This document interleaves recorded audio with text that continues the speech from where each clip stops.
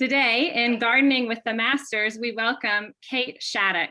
Kate Shattuck's passion for roses began as a teen when she rescued a 100-year-old rose from an abandoned farmstead on the family ranch in Nebraska. Understanding the innate hardiness of roses has inspired her to grow them everywhere she has lived. Kate has grown roses in 13 states, each offering unique growing challenges and benefits. But our favorite part about growing roses in New Mexico is that there's significantly less chance of black spot. And now I give you Kate Shattuck. Thank you, Meg. So, and I am also a master gardener. I forgot to put that into my intro. So roses, people don't necessarily think about growing roses in the desert, and yet they do. And this is one of the reasons why we talk about roses doing well in New Mexico is the history of the rose. Makes it sound like it ought to be well in this country, and it is, or this state. NMSU has an extremely good growing guide to roses, and that's the link there to that. And again, that will be on our handout. So in this presentation, we're going to talk about some of the advantages and challenges in New Mexico. We're going to talk about rose history, basic needs, some selection criteria, the planting care and pruning requirements to support roses. But again, that brochure from NMSU is well worth ordering. It's free to everyone. Next page. So fossil evidence for roses goes back 35 million years. It's starting in Persia and Greece. That's the earliest place they were found. They migrated from there into China and Asia. Europe did not have roses until the early 17th century. The Rosaceae family includes between 250, 2,500, and 5,000 species in 90 genres, such as almonds, apples, apricots, blueberries, cherries, peaches, pears, plums, quince, and our very own Apache plume. The Apache plume that is very prevalent around here is a member of the rose family. Roses have long been a symbol of love, beauty, politics, and war, such as the War of the Roses, the war between the red rose and the white rose. 17th century Europe, especially in France, used roses and rosewater as legal tender. Today, there are 14,000 varieties, including cultivars, that can survive temperatures down to 90 degrees below zero and up to 100 degrees Fahrenheit. Now that up to 100 degrees is important to us because we do have some temperatures that go above 100, something for us to be aware of. Next slide. The basic needs for roses. If you read up on roses in any book, anywhere, this is what they're going to tell you. Well-drained soil, 50% loam soil over a good clay subbase. Slightly acidic soil, 6.0 to 6.9 pH. Nitrogen and phosphorus to feed the plant. 6 hours of sunshine daily, protection from high winds, and good air circulation. Well, then you have what we deal with here in New Mexico. You click it, we'll get the second part.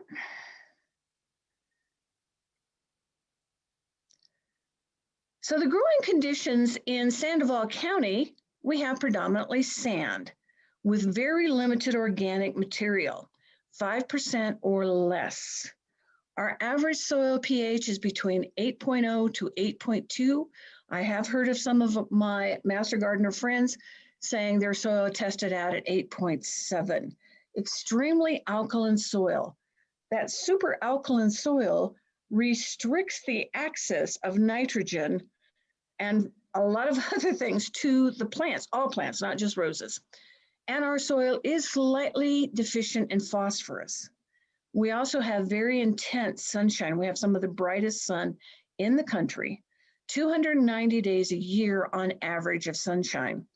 And we also have average winds of 10 miles an hour with gusts up to 30.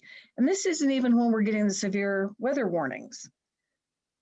Our hardiness zone, depending upon where you are in the county, is 6.8 to 7.8, depending upon your area. The higher your elevation, the lower your zone is going to be. Next page. So we learned how to compensate in this area. The first two things to compensate for are important to compensate and fairly easy to compensate. The sun, because we have such intense sun, have the sun be in the morning hours, not in the hot afternoon hours. And 4 hours of our sunshine is equivalent to 6 hours of bright sunshine, say in Oregon or Ohio, where you don't have as brilliant a sun. That makes a huge difference. Our summer winds are predominantly from the south, from the end of June to the middle of September. You do want to protect your roses from that south wind. Otherwise, you end up with tattered stems with a vestige of a blossom left.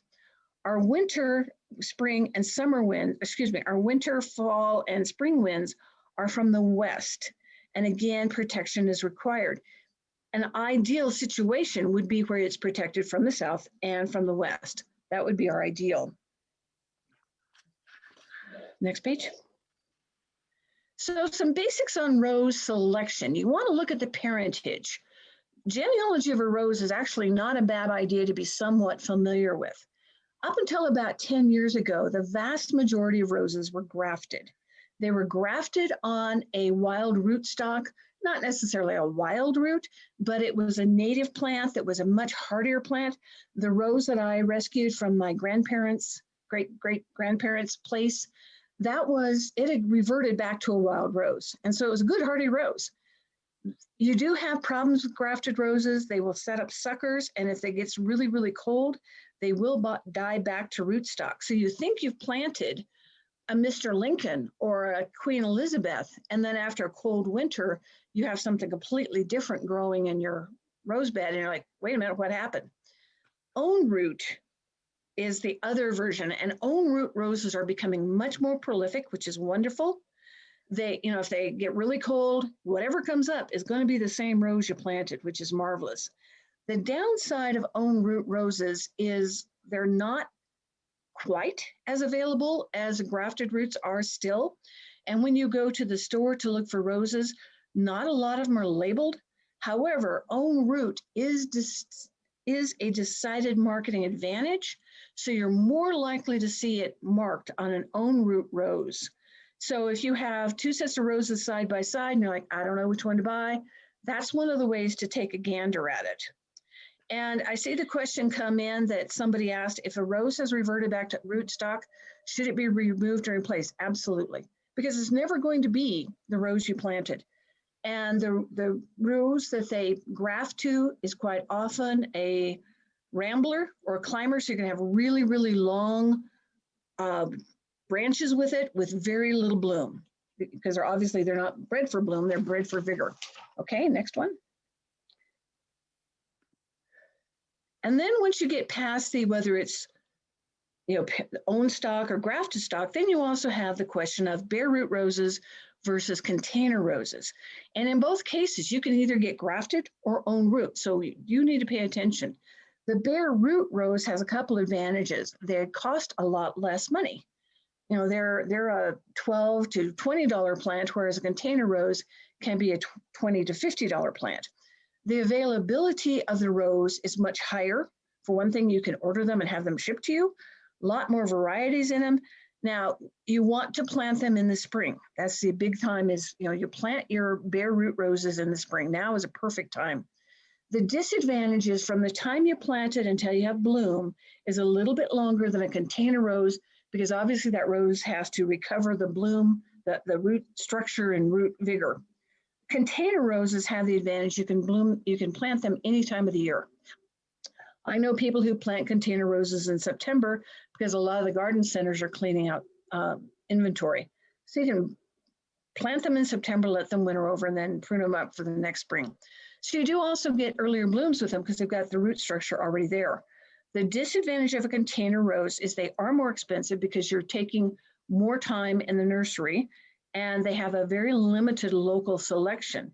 If you have shopped the big box stores for roses, you'll notice at certain times of the year, there's a lot of roses, and other times of the year, there's 5 roses.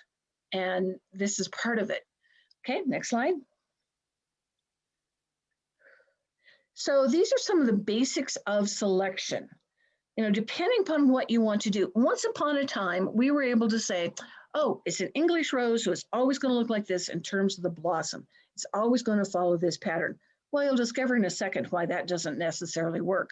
So these are some guidelines, kind of like the pirate code. Climbing rose can be up to 20 feet tall, and they can be as wide as 20 feet. So you really need to be sure what you're doing before you start planting climbing roses, because they can take over. A Floribunda is a much more compact, much more easily contained rose. The ground cover roses, 1 to 2 feet tall, 3 to 6 feet wide. The hybrid teas, the ones that are classics that we know the most about, they're 3 to 5 feet tall, 2 to 3 feet wide. Again, these are very nice, well contained. Miniatures, of course, are a little tiny rose, and with those, you want to do some other things. Rugosa roses, these can be 3 to 8 feet tall and 4 to 6 feet wide. So that, you know, knowing what you're looking at definitely makes a difference in what you're going to be selecting. We can go into the next page.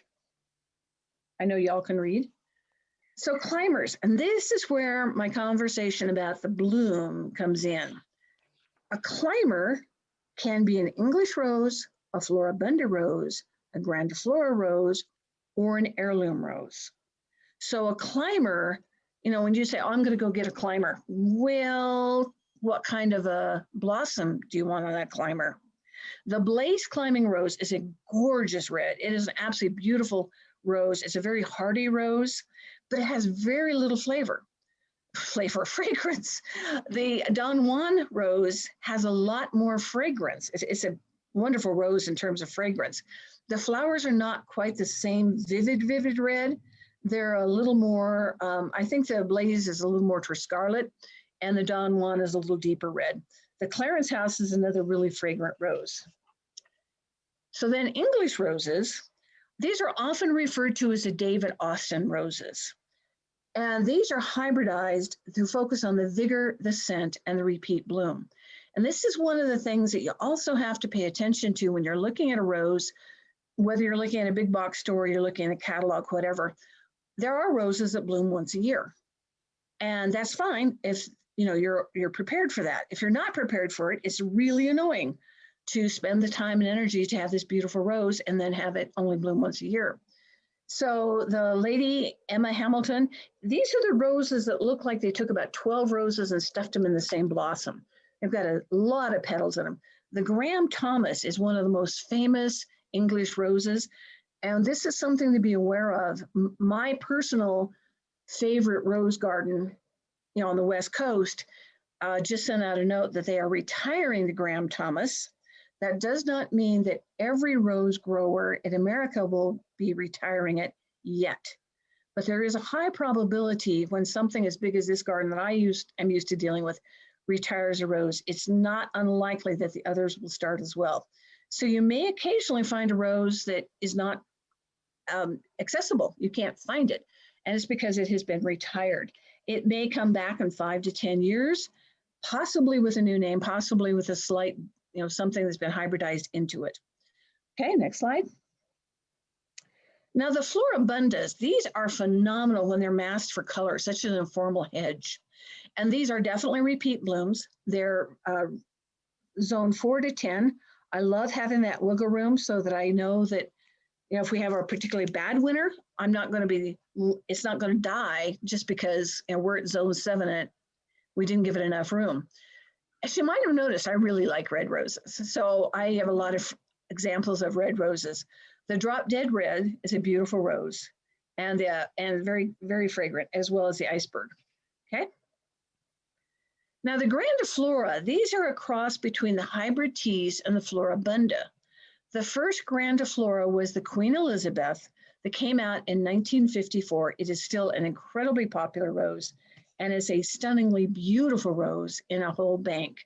So again, these are zone 5 to 7, so you've got some wiggle room, always a good thing. I love that love one that's got the 2 colors. That's so pretty. Okay. Ground cover roses, you know, they sound like such a great idea in our climate where we look at a lot of gravel. It's really nice to think about looking at a bank of roses instead. The challenge is they do not choke out weeds. So if you're going to plant these, you're going to need to be sure you've got other means to keep back the weeds so that these can bloom beautifully without weeds in the middle of them. This is a category of rose. It's not actually a variety yet. They have not stabilized what it does well enough in order to be absolutely predictable. They are bred for nonstop bloom. They bloom all summer long. They're very disease resistant, and they are low maintenance. So they're a nice rose. This is a rose you don't deadhead. Just let them bloom, and they just keep blooming and blooming and blooming. And then in the fall, go in and clean them up before the winter. The trade names you will see with these are the blanket, the drift, and the flower carpet. Now, if you live in an area, and we didn't talk about this before, but if you live in an area with deer, the roses will be so happy because roses and deer are, practically Godiva chocolate. There's ways around that, but it's something to think about. Next slide. Now, the heirloom roses, these are the roses that were in existence before 1867. The one I rescued from the family place was definitely an heirloom because the extended family said, well, that rose had to have been left there in about 1850. So the oldest are the Gallicas, the damask rose, the albas, the babons.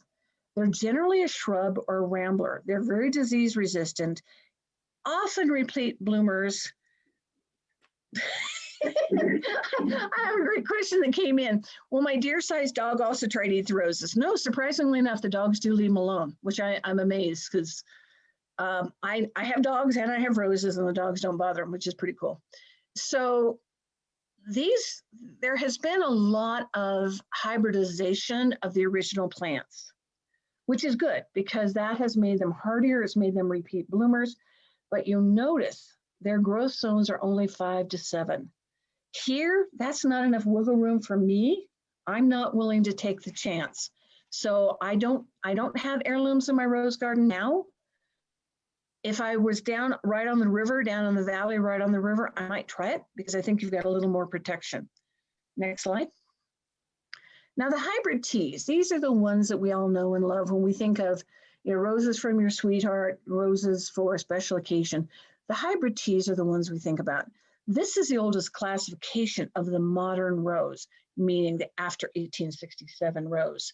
They grow in zones 4 to 10.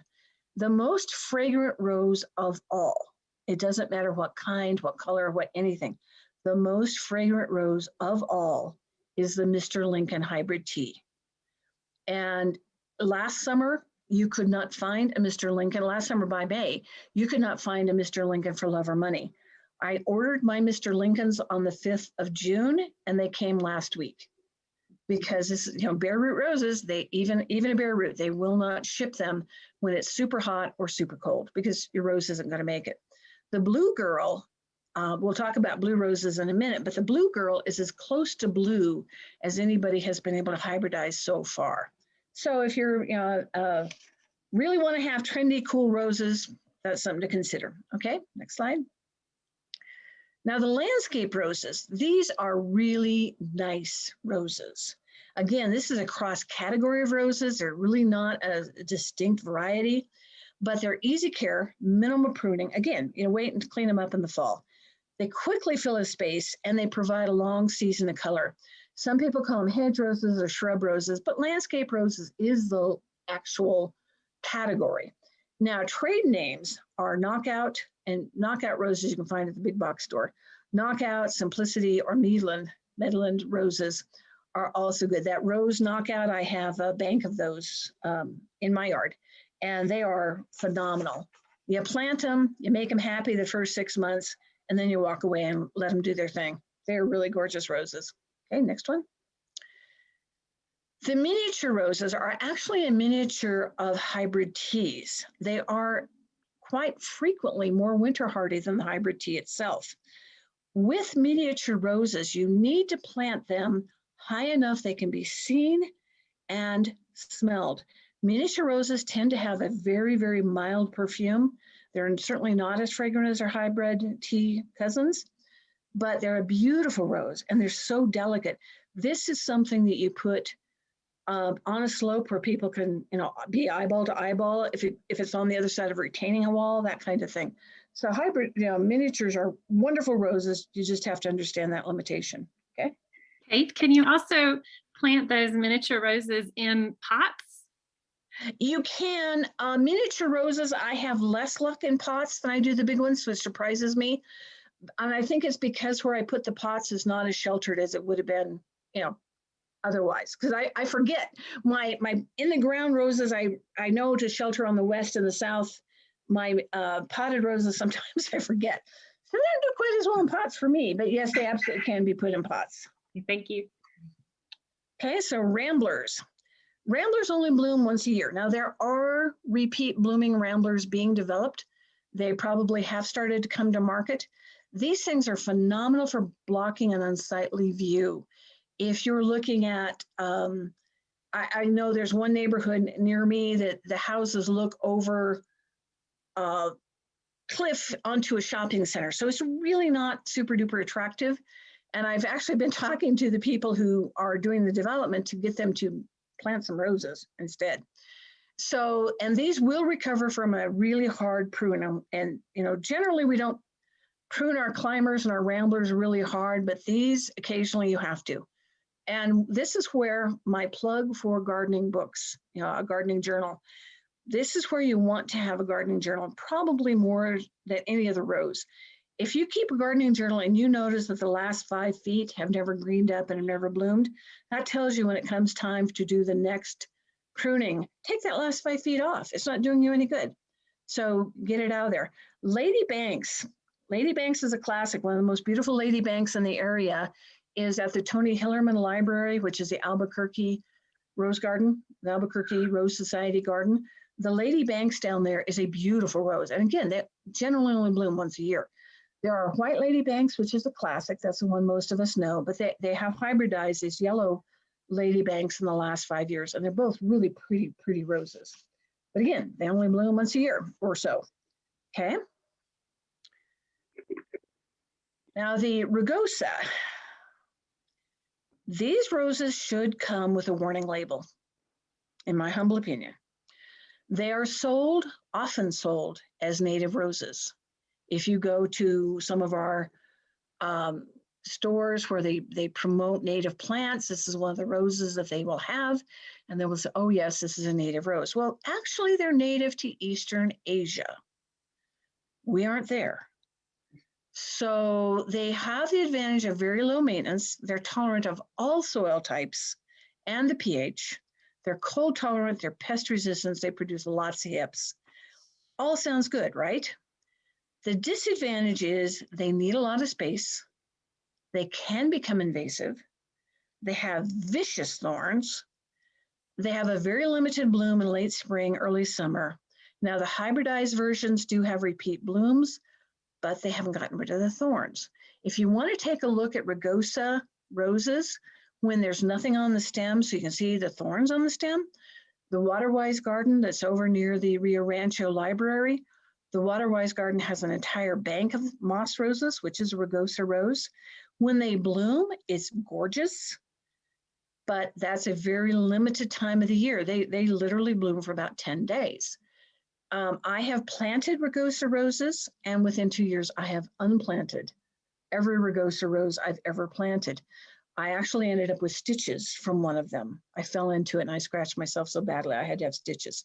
Not a huge fan, but if you've got a spot where nobody's going to be walking in it, they can totally go wild. These are a perfect rose to put there. Okay, next slide. Kate, I have a question before you move on. We have someone who has moved into a new house and she has several rose bushes and she's wondering if that have already been there. She's wondering if there's any way or any recommendation you have of how to identify them. The thing is that you're really going to have to wait until they bloom, because until they're blooming, it's hard to tell what you're looking at. Because you're just looking at some roses. You can look at this at the base of the rose, and you can tell from the shape of the base. You can tell if it's a hybrid tea or a Floribunda. Some roses, but most of the time, you really need to let the roses bloom. And the pruning techniques, again, that NMSU brochure about pruning, they talk a lot about how to prune different kinds of roses, which is very helpful. So you might want to take a look at that. So it's like, well, I kind of think, and if I'm in doubt, I would prune high instead of prune low. So a lot of people talk about, somebody sent me a note about they've tried knockout roses and they died both times. It's like, well, you know, they're supposed to work. Trust me. Anyway, so if you're in any doubt about the kind of rose you have, instead of cutting it down to 18, 24 inches, cut it down to 4 feet. It's not going to bloom as much. It's not going to be as pretty this year, but at least it's a starting spot so that you can, get the dead wood out and things like that. Always a good idea. Okay. Thank you. Patchett. Okay, thornless roses. It's kind of appropriate that after we talk about Rugosa roses, we talk about thornless roses. There is technically no such thing as a thornless rose, technically, because some thornless varieties still have a rare thorn or two, and they quite often have small thorns. There was one rose, the sterling rose. It was a beautiful, beautiful pale lavender rose that was generally accepted as the only thornless rose. Well, it has been retired, so you can't get your hands on a sterling rose for anything less than $80. And I like my roses, but not that much. So these are some of the ideas of different ones that you can try. You can see we've got Multiflora Gallicas. Remember those names, Multiflora Gallica, Alba, Bourbon. Those are heirloom roses that they've hybridized, that they've survived long enough that they've been doing some hybridizing on them. Again, you're probably not going to have as much of a wiggle room in terms of if we get really cold.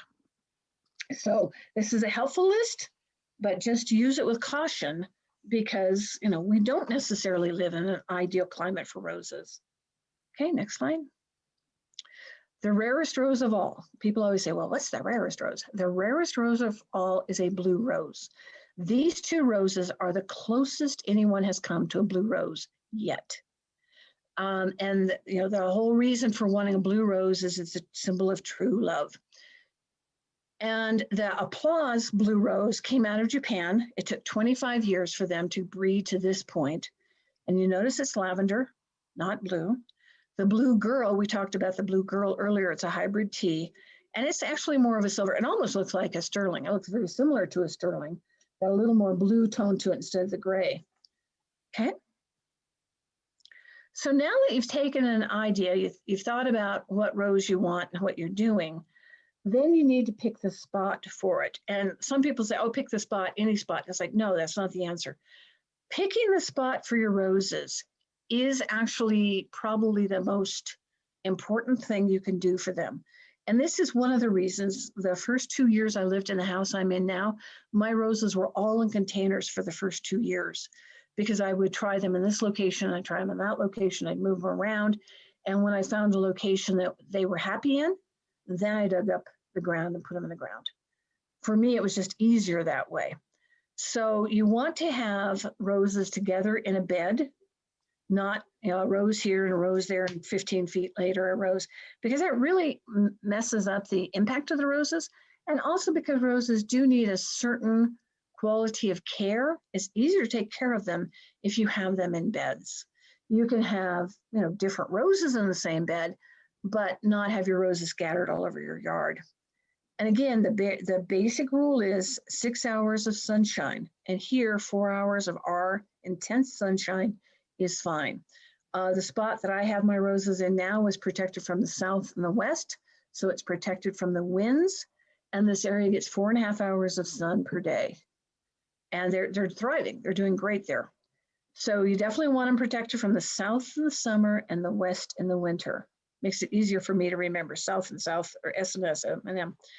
Want a minimum of 4 feet between bushes. Now this, again, it depends on which plant you have. If you have one of the bushes that's not as easily contained, you might want to make that a little bit longer. Hybrid teas, some of your grandifloras, 4 feet is fine. Even except your miniatures. Your miniatures, you're going to plant them much closer because they're a tinier plant.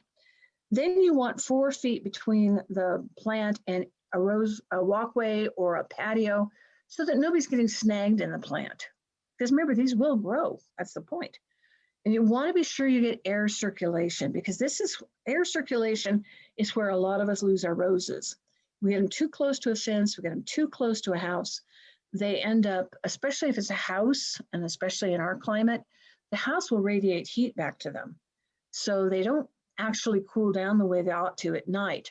So that's a problem. We want to be sure we've got 3 feet away from any fence, any walls. Kate, I have a question that might fit in perfectly right here. This person is considering an English climbing rose for a southeast facing front wall of their house.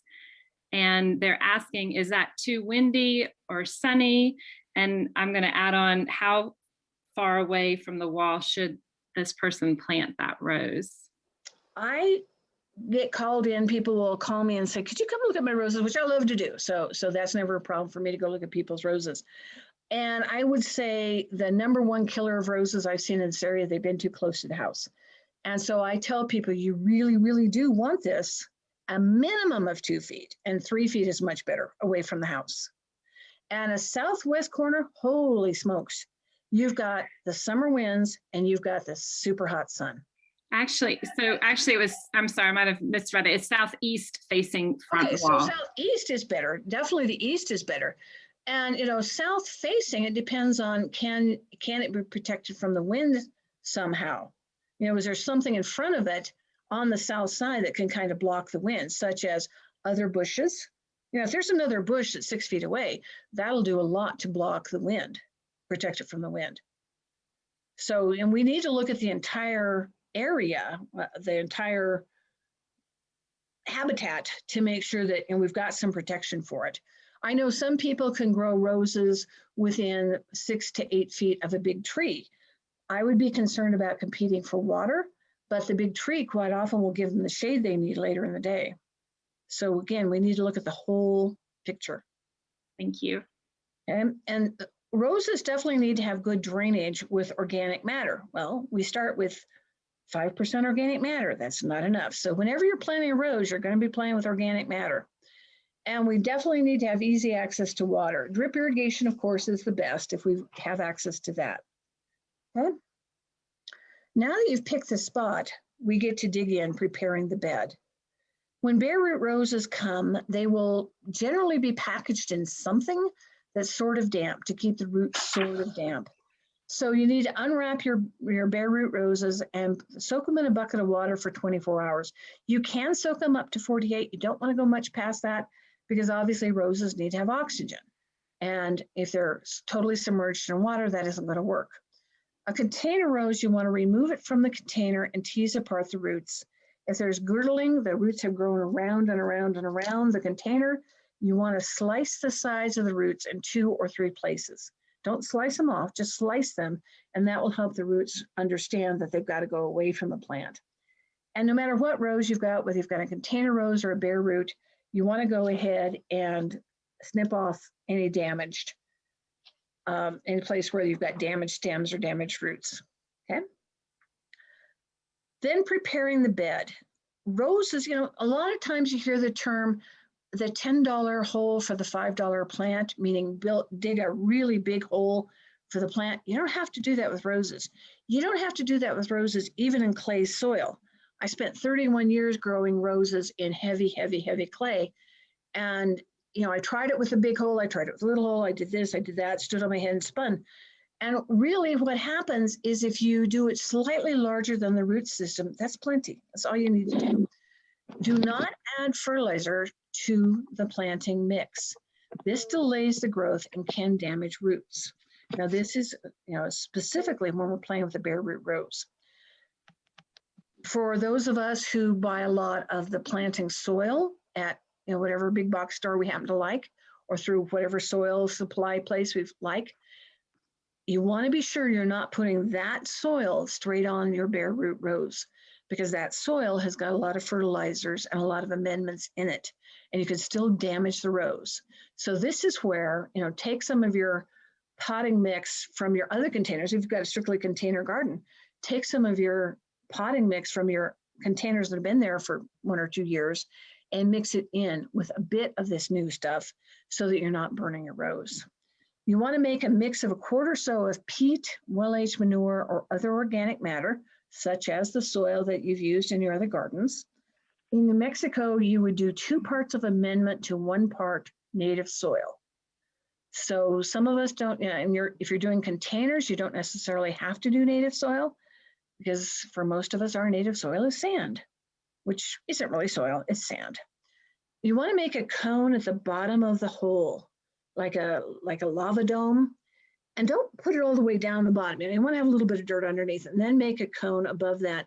And you're going to spread the roots over the top of that cone so that the bud union is sitting just above the top of grade. And that will allow for mulching. Roses actually work better if they're planted just a skosh high rather than low. Planting them low is usually how you kill your roses. Next one.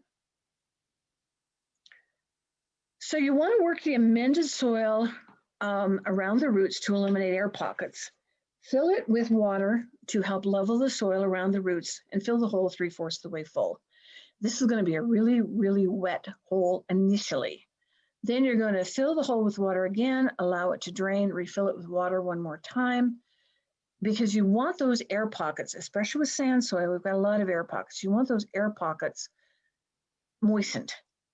So then you're going to double check the bud union height. This is where literally laying a ruler across the ground and making sure you know that bud union is. And this is even more important with grafted roses than it is with own root roses, because that graft needs to be above grade. If you plant that graft below grade, the sucker rose is going to come up, and the rose you purchased is going to get died back. So then you fill the container, the remainder of the hole with soil, and tamp lightly.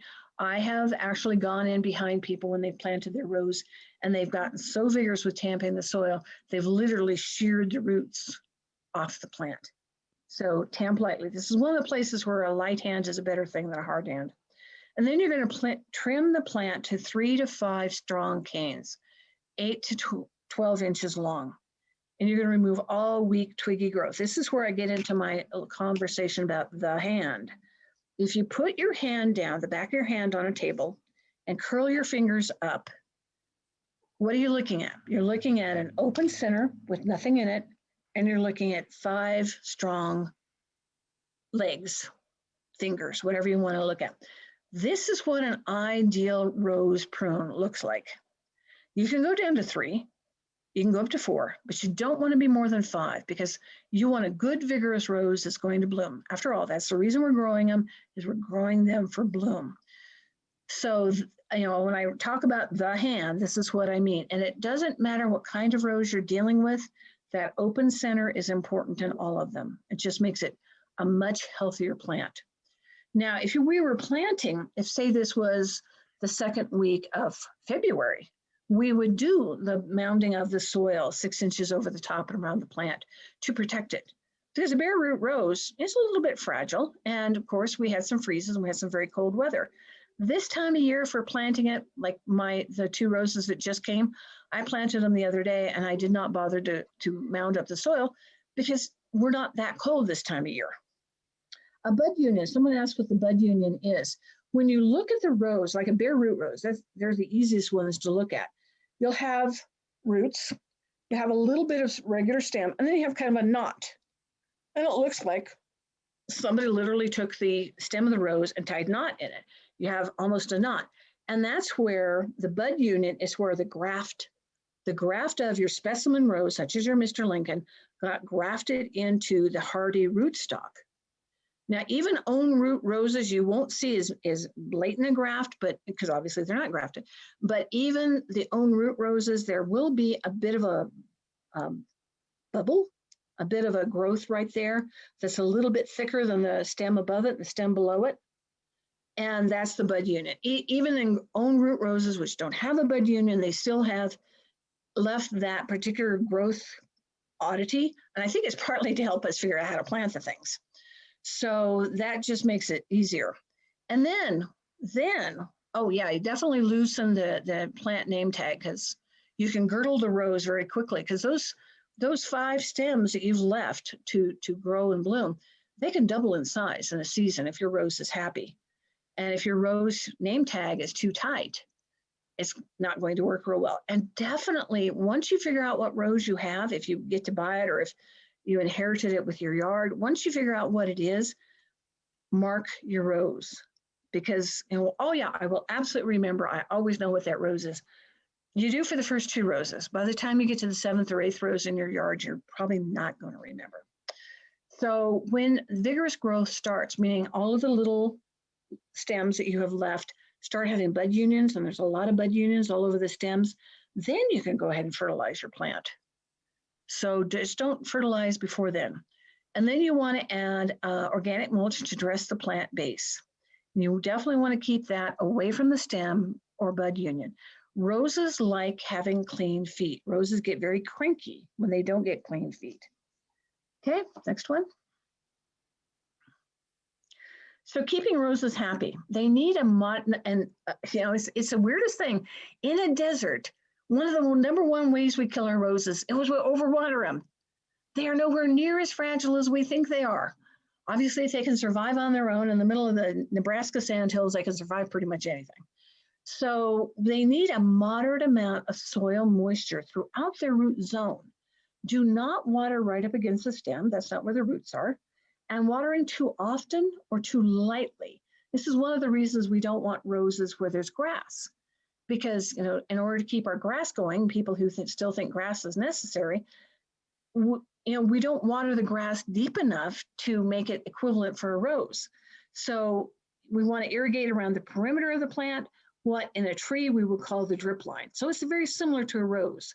If you've got a rose that goes out 24 inches, you should be watering 24 inches, not up against the stem. So in sandy loam, we're going to water 12 inches deep every 3rd day the first year. And then only once a week after that. Even in containers, you're not going to water them that often. And a loamy soil, for the people who are lucky enough to have that soil, 6 to 10 inches deep. And then once it's established, it's every 8 to 15 days. Clay soil, which yes, I have played many, many years with clay soil, 4 to 5 inches deep because the water gets held for so long. And again, you're only going to water it every 15 to 30 days once it's established. In the hottest weather, such as some of our Junes are super hot, some of our Augusts are super hot, you'll water a little bit more frequently, but you still water deeply. And water in the morning because you don't want those leaves to stay wet. I tell people, don't water the leaves. This is where the drip irrigation is so valuable. You're not getting your leaves wet. Occasionally, you do have to wash the plant down. You have to give it a shower to combat the aphids and the thrips because both of them like roses a lot. And we definitely want to keep the rose bed tidy. Roses do not like messy feet. So if there's leaves or blossoms or clippings, toss them, don't recycle them. Because roses there are a lot of pathogens that can come with a rose. And you don't need that in your compost. So this is the one time you just bite the bullet and toss it, okay? Now feeding roses, new and established, always water first and then fertilize, following the printed directions. And I have seen people burn their roses. I've seen people burn a lot of things in their gardens.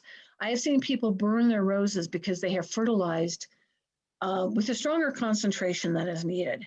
Remember, roses survive in the wild. So they don't, yes, they're feeders, they're heavy feeders, but we're too heavy with some of our feeding. So you want to follow the printed directions at the most. A lot of times when I'm working with different fertilizers, I do what they call weekly, W-E-A-K-L-Y, and then W-E-E-K-L-Y.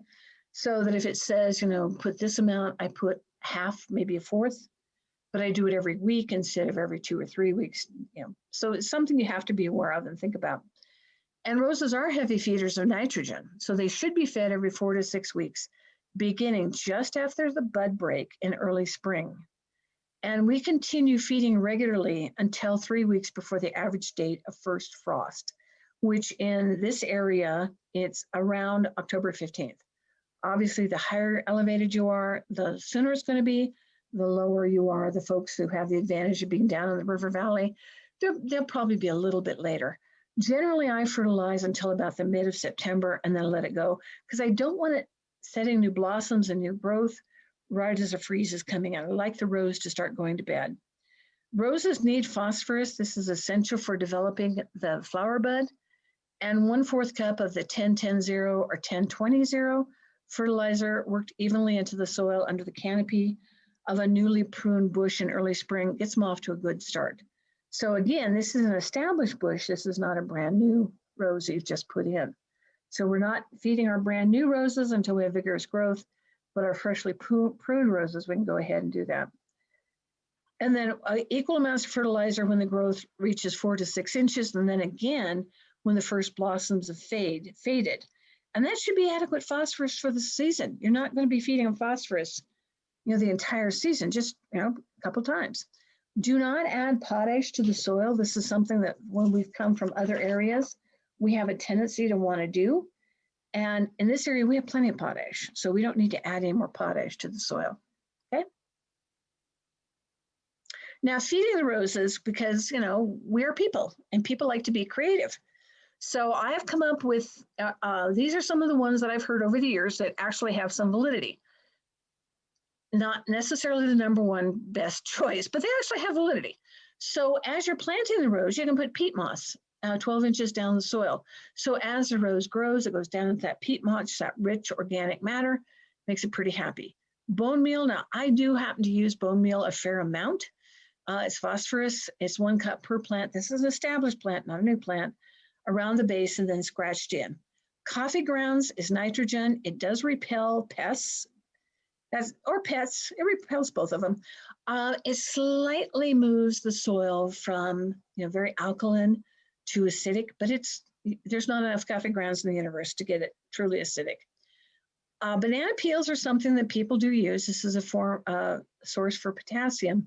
It helps boost the rose's immune system. However, banana peels, if you have critters of pretty much any kind, the banana peel will also bring in the critters, and then you find your rose unearthed and laying on the ground because something's gone after the banana peel. Doesn't make me happy. Epsom salts, which is magnesium, this helps support the lush dark green foliage. But again, I grow roses for the blossom. I don't necessarily grow them for the foliage. But, a lot of people like Epsom salts, just something to consider. Now, the sulfur, again, it slightly lowers the pH of alkaline soils, makes them slightly more acidic. This is work that I wouldn't be bothering with personally because it doesn't make a big enough difference. Human urine, we talked about deer a little while ago. Human urine does have high levels of nitrogen, potassium, and phosphorus. So if you live in an area that has deer, this is something you might consider. I know I have lived in areas where not only did I have deer to contend with, I had elk to contend with, and I actually got wolf urine to help my plants, help protect my plants, because not too many deer or elk are going to meander through if there's the scent of wolf. But if you're going to use that, it's 8 cups of water to 1 cup of urine. Okay? Now, we can't have problems with roses here. It's not all sweetness and light. They can have the pale green leaves. That's where we have a nitrogen deficiency. That's where we go back and we look at our fertilizer and follow the directions. The yellow leaves in spots, that's a virus. Black spots on leaves is a fungus. If you get some of these things, such as the virus or the fungus, bad enough that it has taken a lot of your plant, I often, in my own garden, I will cut the plant down pretty far and let it just go idle for the season. Let it recover and come back the next year. The biggest thing, especially with viruses and fungus, is clean up the area. Don't let there be yard debris, leaf debris, etc., because that just makes it that much harder. When the older leaves drop off without turning yellow first, that's a phosphorus deficiency. Yellow tipping, light yellowing at the tips of the leaves, that's an iron deficiency. This is the one that just irritates the heck out of me when it happens. The buds turn brown before they bloom. That is aphids. Aphids are incredibly visible on roses, and aphids love roses. So you want to be watching your rose bushes. And this is where a lot of times when I'm out checking for tomato hornworms early in the morning, I'm also checking for aphids. And if I see an infestation of aphids, one of the first things I do is I wash the plant down. Do it early in the morning so all the leaves can dry. Yellow mottled pattern on the leaves is usually spider mites. You can wash them off just as well. The rose bush dies back. Those are borers. And generally, there isn't much you can do. Take the rose out and replace the rose. The outer leaves on the blossoms turn brown and die. We've all seen it happen. That is thrips, which of course is another bug. And then the browning of the leaf tips and the margins of the older leaves, that's salt burn, because we have salt in our soil and we have salt in our water. So if we have too much salt built up, we'll get the salt burn. Kate, I have a question here. This person has an established rose that has terrible scale, and they're wanting to know, is it worth treating the rose bush, or should this person just throw it away? Especially because it's this time of year, I'd take the rose out. I'd take the rose out and I would dig a fair amount of the soil around the rose out and discard that. You know, if nothing else, put it back in a corner where nobody's going to be growing in it, and cover it with plastic and let it be sterilized by the sun for a season. And I'd put a new rose in. Because scale, you're going to fight it all summer and you're not going to have much in the way of blossoms. So unless it's like an heirloom rose that, you know, is great-great-grandma's that you really want to hang on to, I wouldn't put up with it. I'm a little ruthless with my roses. You play nice or you go away. It's kind of the rule around my house. Thank you. Powdery mildew this is one of the most irritating things about roses. And you'll get it everywhere. You can get powdery mildew here. Climbers are the most susceptible to powdery mildew because as they get denser and denser to block the view, there's not enough air circulation. That's a biggie, is the air circulation. There are resistant varieties. So this is where you do your homework, is figure out, you know, what varieties are more resistant to powdery mildew. Powdery mildew is also, the leaves have gotten wet, they haven't dried before they're in the shade. So we definitely want to be sure that we've got good sun, good airflow around the roses. So powdery mildew certainly can be taken care of. It requires a repeated fungicide spray. Powdery mildew, I will not get rid of a rose because it's got powdery mildew. I will make it go dormant for the season. I will cut it down and cut it back and basically not allow it, you know, only allow the roots to grow basically. If it's, because it'll come back the next year with new leaves. But again, this is where you really want the area around it clean, clean, clean, clean, clean, clean, because it is a fungus and it will just spread throughout your rose bed. Canker, cane blight, dieback, those are all much more serious. There's a picture of cane blight there. And the number one things is sunlight and airflow. Yes, we will talk about, someone asked about, is there something we can plant next to the roses to keep the aphids away? Yes, there are some very good things to keep near the roses, not by the roses, near them. And we'll talk about that in just a minute. So great, you're ahead of me, cool. Crown gall, which is where it gets that weird lump. It looks like the aliens have taken. That is a bacterial disease. And again, unless it's a rose I'm super happy with, and I just cherish with all my heart, I'm inclined to take it out and dig out a lot of the soil and let the soil sterilize for a season and plant something new in there with some fresh soil. Okay, next slide. Okay, pruning roses where art and science meet. I love pruning roses. To me, it is the most fun I have in the garden all year round because it's so immediate, the effect when you do it, and the effect on your plant for the next 6 months is so inspiring. It's like, yes.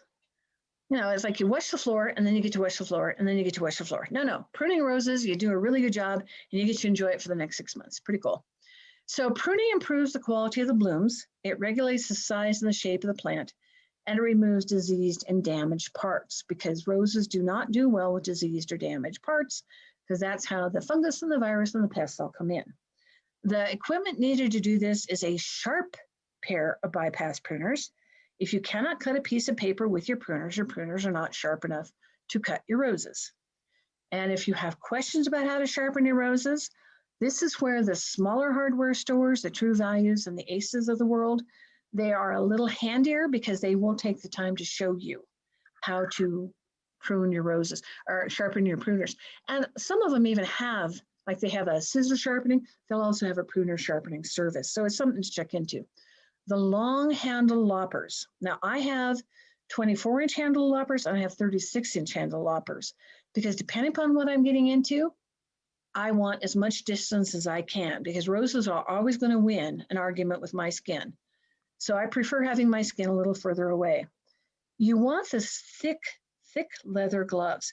And the ones up to the elbow are well worth the investment. They're around $20. And considering it's, them or your skin, pay the $20. The plastic marking tape is something a lot of people don't talk about. I found it incredibly valuable to have the plastic marking tape. I'll talk about it in a minute. And you want antibacterial wipes or spray, good old Lysol that everybody's got on hand, something like that. Your basic cut, plain old basic cut, is 1/4 of an inch above the nearest outward facing bud. Remember, we talked about the hand. We want the center of that hand clear. So we want the growth to go out, not in. So as we're pruning, we're going to continue to prune to keep the center of the rose clear, and that's predominantly for air circulation. Okay. So pruning roses, depending upon where you are in the country, you will start pruning roses as early as January and as late as May. This is one of those things that when you move to a new area, that's one of the first things you want to learn is, when do I prune my roses? In this area, we start, mid-May now and be done by mid-April. If you want to really get hands-on information about pruning roses, contact the Albuquerque Rose Society. They're always looking for volunteers to come down and help prune at the rose gardens because they've got a couple hundred plants and they can certainly use some help. So it's some great hands-on training if you're really interested. So just be done by tax day. That way you've got the rose ready when our risk of frost is over. Obviously, you want to take out any dead, broken, damaged, or blotched canes and remove any suckers. Now, this is where the tape comes in, the plastic tape comes in. I go in and, depending upon whatever because when I help people with their gardens, do you want me to mark the ones we're keeping? Do you want me to mark the ones we're getting rid of? Most people say mark the ones we're getting rid of so that they have a better view, which is fine. And that plastic tape, it's, almost looks like crime scene tape. It's about 1.5 inches, super bright colors, fluorescent yellow, fluorescent orange. And tie a strip of that fairly low on the branch that you're thinking about getting rid of. Then back up and take a look at it and say, what's the rose going to look like? Is it going to be lopsided? Is it going to be, asymmetrical? And then you can decide, it's kind of like the measure once, measure twice, cut once, same sort of thing. Go in and reassess it, think about it, and then you can go ahead and go after it with your pruners or loppers. You do want to sterilize, even when it's in your own garden, you want to sterilize your loppers, your saw, or your pruner between the plants. So you prune plant A, sterilize everything with the wipes or the spray. Then do plant B, sterilize everything, go to plant C. Again, roses like to share pathogens. So this is one of those places where we just want to, make that less likely to happen. Kate, I have another new to roses question, and you wrote up there, remove the dead, damaged, or blotched canes, and then remove all suckers. Could you tell us what suckers are, please? Suckers are usually, they start maybe 1 inch or 2 away from the main stem. As you look at this picture of the rose, it looks like everything comes out of one place at the very base of this. Suckers won't come from there. Suckers will come 2 inches to the side, one side or t'other. Depending upon if you're dealing with a grafted rose, those suckers are most likely the native rose or the basic rose that your graft was linked to. Even if it's an own root rose, those suckers are going to take away the vigor of the plant. So, and they're usually very, very thin. They're usually, at most the size of a pencil, the width of a pencil. So just take them out. And again, if you're looking at having your 3 to 5 canes and you want the most solid looking canes on your rose, suckers aren't going to qualify. So that's what a sucker is. Okay, thank you. Okay, so you want this again, go get the New Mexico State guideline for roses because they talk about, if you have a climber, if you're hybrid tea, if you have this, if you have this, if you have this. These are general guidelines, all of this. And so we need to, obviously if you have a climber, you're not going to cut it back to 18 inches. You're going to lose 2/3 of your season. And a lot of climbers bloom on 2nd year wood. So you certainly don't want to just go in willy-nilly. In the hotter part of the states, the roses should be allowed to grow taller than in the cold areas. So if you were in Las Cruces, you'd probably cut your roses down to 3 feet. Whereas here you can cut them down to about 18 inches. A lot of people say, prune them to knee height. Well, there's a heck of a difference between knee heights. Somebody who's 5'4", their knee is a lot closer to the ground than somebody who's 6'4". So we have to have a little bit of, what makes sense. So if you prune them taller, you'll have earlier flowers. But if you prune them lower, you're going to have fewer but bigger flowers. So it depends on what you're growing them for. And then climbing roses, as I said, they bloom on 1 to 2 year old wood. You prune climbers after the heavy spring blossoms are gone. And if the climber hasn't been pruned for several years, you're going to have to prune it when the canes are dormant, because you're not going to be able to see them. It'll be so covered with leaves, you won't be able to see them. And so this, the unpruned versus the pruned, you can see more of the hand.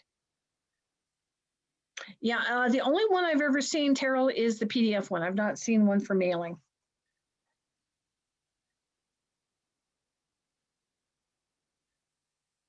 Okay, next slide.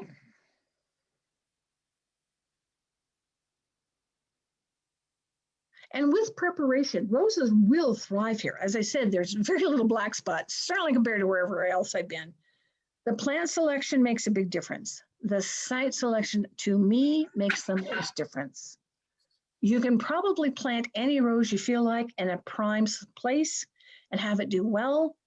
But if you plant the very best rose you've ever had in a bad place, it's not going to do as well. So to me, the site selection is one of the biggest things to be aware of. Then you get into the soil preparation, making sure that we add some organic matter, but not so much to the new plants that we burn them. We've got to be careful about that. Then the proper planting itself, consistent and moderate watering. This is when you, before you walk away from a rose bed, when you put it in, you want to make sure your watering system works optimally, because this is not where you want to have the water system not produce water or have it produce too much water. You really want to make sure your watering system works well. And then the pest and disease management. Deer love roses. It is Godiva chocolate for deer. So if you have deer, you're going to have to do some additional support things to protect them. And definitely a proper pruning. I was working with a gal last spring, who had roses, beautiful roses, planted along a fence line where they got full hot sun. They survived. They were okay there because they were protected from the west wind, which was cool. And they hadn't been pruned in 20 years. And some of those canes were bigger than my wrist. They were huge. We were having to use saws on some of those canes. So pruning is really important. Now, Patrick, can you hop out for just a second and let me see the camera? I'm going to show people something. Technical. Because we have Paget running it, so that's okay. Because Paget can do that. So I'm assuming you just wanted me to stop sharing. Just for a second. Okay, this little booklet, this is from the American Rose Society. This is a $10 booklet, which is a whole lot cheaper than joining the society, which is $89, and you get this free. But for those of us who like to be frugal, I'd rather spend my money on the plant rather than that membership. But this has 3,000 varieties of roses that have been culled from the American Rose Society, and they're rated from 9 down to 1. And they give you a lot of the characteristics of, what color is it? How many petals does it have? What year was it established? This is a phenomenal guide. Definitely you want to go into the American Rose Society and order this. And I'm astounded. I ordered it on Saturday and I had it last night. So I'm astounded how fast it got here. And so you can stick me back, Paget. Okay. Take me back. I'll undo me. Let me stop my video. Okay, thank you. A climbing rose for this climate, my favorite climbing rose, the one I'm always going to go for, is a Don Juan. I love it. And again, I like red roses, so I will fess. Lady Banks does well here, but Lady Banks is only one bloom a year. And, shoot, why not? Why grow a rose you're only going to see once a year? So again, the American Rose Society, www.rose.org, that can get you that book, and it's really well worth having. Okay. Kate, so I have a couple of questions here, and I think you might have just answered one of them, the top recommendation for climbing rose in this climate. Is that what you just answered? Yes. Uh-huh. Okay.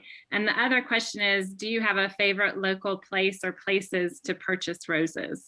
You know, I end up buying a lot of my roses through catalogs simply because, whoops, Patrick, you went too far, or you got a different version. I don't know which. Yeah, you got a different version. It's interesting. God, we love high tech, guys. Just that's all there is to it. You want to unshare for a second? We're going to see if we can get mine back, Paget, because I do want to talk about the companion plants. The companion plants. Let me get myself back live. Come on. As I said, I end up buying a lot of my roses via mail, which is one of the great things about the bare root roses, because they're so accessible via mail.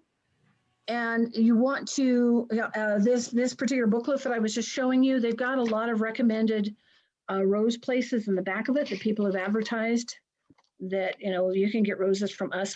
If you're going to order roses, you need to order them pretty darn quick. Because as I said, I ordered mine the 5th of June and it could not be shipped to me until a week ago, which is kind of annoying if you're trying to get your rose in the ground. So Paget, I'm just going to quick, see if I can make this work. Okay. And, we live in hope. We live in hope that technology will cooperate. I think you got it, Kate. We will. Can you guys see that? Yes. We're living right. That's all there is to it. Okay. So the companion plants for roses, this is really important. Somebody was asking about aphids, and this absolutely, they make a huge difference. You want to plant your companion plants at least a foot away from the rose. Remember, roses don't like having messy feet. So then you have different categories of companion plants. You have the companion plants that look good with roses, because y'all know when the rose, because they bloom and then they die back and then they bloom and they die back. Well, there's a time period where they're pretty ugly. All you've got is sticks with green on them. So you having something to help kind of screen their legs, their naked legs, as we say.